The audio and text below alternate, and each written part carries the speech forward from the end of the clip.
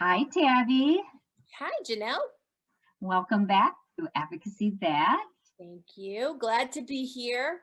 It's another week and another subject, and we have a good one today. I'm excited to hear what you have to say because I know this is really a topic that you're passionate about as well.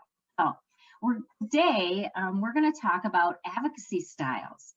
As parents, we kind of go into this with our own little personalities and our own style, and it's good to understand what that is and to kind of like think about that and what it is that you really want to portray. And, Mhm. hopefully you'll end up giving us one that's, ideal or perfect, that we can try as parents to meet or at least work towards, right? So, Okay, well, I'll do my best on that. all right, no pressure here, no pressure. No, no pressure. So I'm going to give you 3 minutes, and I know there's quite a few different ones, so I'm hoping you can get through it in 3 minutes. All right, are you Okay. ready? Yeah. And go. Okay, I'm going to give you a brief overview to different advocacy styles. If you have our educational advocacy book, you can find this information that's more detailed in there so you can kind of create who you are. Not create who you are, be aware of who you are.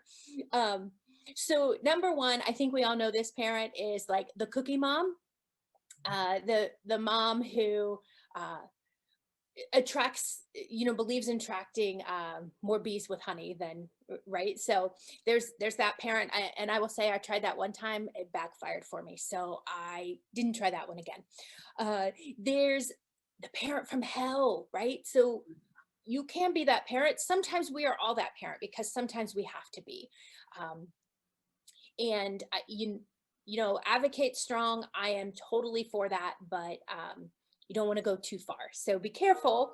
um, Also, there's the parent PhD, the parent who is the expert in deaf or hard of hearing issues, or if your child has another disability in those issues as well. Maybe you're a teacher and a parent, maybe you're a speech language pathologist and a parent, so that gives you a little bit of additional expertise. And parent PhDs are great. You're a great part of the team. All parents, regardless of your advocacy style, are a great part of the team. Parent as the team manager, I think all of us have to be this parent at least once in a while to some degree, right? Like we have to be managing everything that's coming in.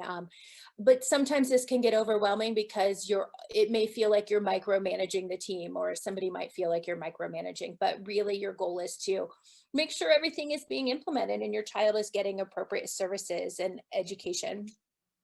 The parent from law school, right? So this is a parent who knows all about IDEA and ADA and your state laws and all about documentation and understanding your rights and attending advocacy trainings. That would be, I can relate to that parent. There's the political parent who understands the system and collaborates with the school board and knows parents and knows the community. Um, there's the parent as the lobbyist who looks for systemic change, who advocates for that. The 007 parent advocate who's very planning and strategic and in one step ahead, kind of that good cop bad cop role. My husband and I used to play that. Guess who I was? I was the bad cop. um that would be my style. I relate to the 007 parent, but I think overall sometimes we all have a little bit of each of these advocacy styles. But in general, to be a good advocate for your child, here's my advice. Number one, keep your focus on your student. If you get too hung up in other issues, your child's going to benefit, or not benefit rather. Oh no, is my time up?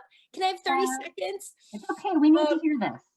Mhm. okay, so keep your focus on your child. And if everybody on the team can focus on your child and their needs, your child will win. The IEP team will win. As an advocate, be kind to everybody on your team. Don't do any personal attacks. You can talk about positions or concerns without making it personal. Be respectful. Along with being kind, be respectful. And what does that mean to the team? Each team kind of has their own culture, so know what that is. And I think also it's really key to be self-aware. Know your own triggers as you're going into a meeting, or if you're writing that email, take a moment. There have been plenty of times where I wanted to send a quick response and I know that wouldn't have helped the situation at all. So take a minute. My best advice overall, 3 C's: communicate with your team, open and honestly and transparently collaborate to find that solution, and be creative, because each child is unique and has different needs. What worked for one child may not work for another, but part of what worked might work for your students. So create solutions together based on the uniqueness of your child. Okay, that's it. Oh, you did great, Tabby. I know that's a big subject, and thank you for all that information and wisdom. I think I found myself in a little bit of all those along the Yeah. way. But, you know, really the goal is to, you know, end up being able to take the best of who you are and bring it to the table, and, you know, so that your child can be successful and help them be the best that they can be as an advocate, because that is the goal. Teach Yes. them how to advocate well.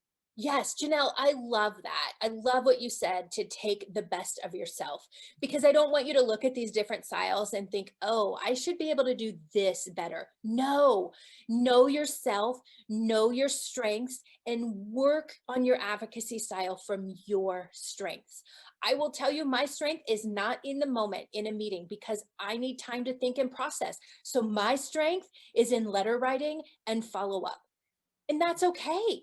Know your strengths, and the whole team can benefit from that. I love that. Thanks for saying that. No, my pleasure. Well, it's been wonderful doing this with you again. That concludes another episode of Advocacy That, and we will see you next week when we go through another topic. Awesome. Thanks, Janelle. Have a All right. great week. Yes, you too. Bye.